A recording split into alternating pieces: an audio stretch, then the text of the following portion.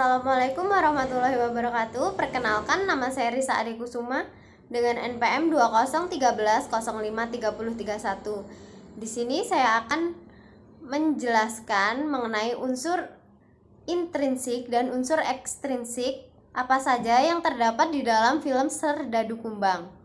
Sebelumnya silahkan untuk menonton film Serdadu Kumbang terlebih dahulu. Nah, setelah melihat film tersebut, di sini Ibu akan menjelaskan unsur intrinsik dan unsur ekstrinsik apa saja yang ada di dalam film Serdadu Kumbang tersebut. Nah, sebelumnya, apakah ada yang tahu unsur intrinsik itu apa? Unsur intrinsik adalah unsur yang ada di dalam cerita atau dalam film tersebut, meliputi tema, tokoh dan penokohan, alur, latar, sudut pandang, gaya bahasa, dan amanat. Yang pertama ada tema. Tema adalah ide pokok yang menjadi dasar atau pokok utama dalam film tersebut. Nah, di dalam film Serdadu Kumbang, berarti temanya apa? Temanya yaitu perjuangan, pendidikan, cita-cita, atau perjuangan seorang anak untuk meraih cita-citanya.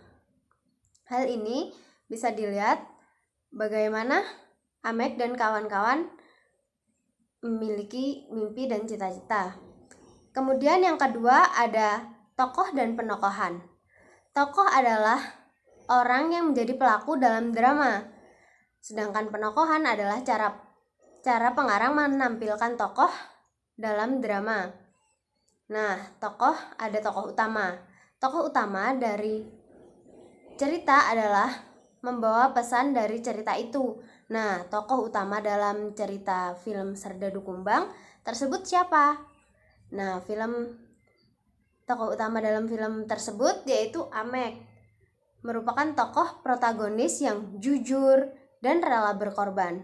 Kemudian ada tokoh tambahan seperti Umbe, Acan, Minum, Bu Guru Imbo, Pak Papin, Siti, dan Jakaria yang merupakan orang tua Amek. Nah, Amek, Umbe, Acan yaitu orang yang usil dan jahil tetapi baik hati.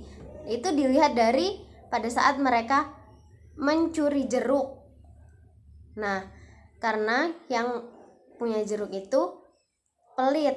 Kemudian ada Minun, yaitu perhatian. Bu Imbo dan Pak Papin orangnya sabar. Kemudian yang ketiga ada alur cerita. Alur cerita merupakan jalan cerita yang terdiri dari alur maju, alur mundur, dan alur campuran.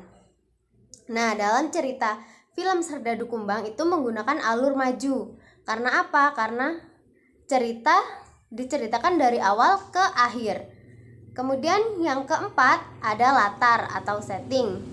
Latar terdiri dari latar tempat, latar waktu, latar suasana. Nah, di mana saja tempat yang dalam film Serdadu Kumbang tersebut? Nah, ada di rumah Amek, kemudian ada di sekolah, kemudian ada di pohon cita-cita. Nah, kemudian ada waktu. Waktu dalam film Serdadu Kumbang tersebut ada pagi hari, sore hari, siang hari, dan malam hari. Kemudian ada suasana. Suasananya apa saja yang di dalam film Serdadu Kumbang tersebut? Nah, suasana dalam film Serdadu Kumbang tersebut ada suasana duka. Suasana duka pada saat apa? Pada saat Minun meninggal. Nah, kemudian ada suasana senang juga. Ketika apa? Ketika dilihat dari pada saat mereka lulus ujian bersama. Kemudian ada sudut pandang. Sudut pandang yang digunakan dalam film Serdadu Kumbang menggunakan sudut pandang orang ketiga. Karena film tersebut tidak menceritakan secara langsung. Kemudian gaya bahasa. Bahasa apa saja yang digunakan dalam film tersebut? Dalam film Serdadu Kumbang menggunakan bahasa sehari-hari, yaitu bahasa daerah dan bahasa Indonesia. Kemudian yang terakhir ada amanat. Nah, amanatnya apa sih dalam film Serdadu Kumbang tersebut?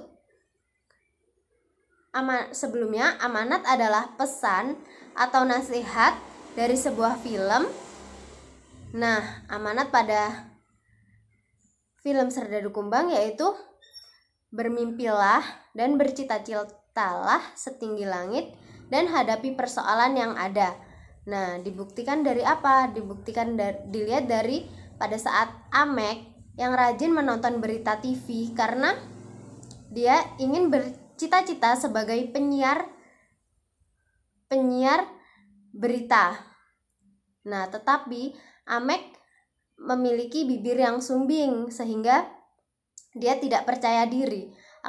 Tetapi pada suatu saat ia membuang rasa tidak percaya diri itu untuk mengejar cita-citanya. Nah, kemudian ada unsur ekstrinsik. Unsur ekstrinsik apa saja yang terdapat dalam film Serdadu Kumbang tersebut? Nah, unsur ekstrinsik yaitu ada yang pertama nilai religius. Nah, nilai religius itu dilihat dari pada saat Acan berkata, "Saya ingin menjadi kiai, Bu," kata Acan. Tak kalah dari semangat Amek.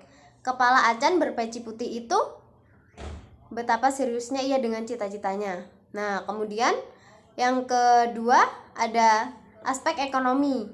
Ketika Amek menukarkan satu ekor kambingnya untuk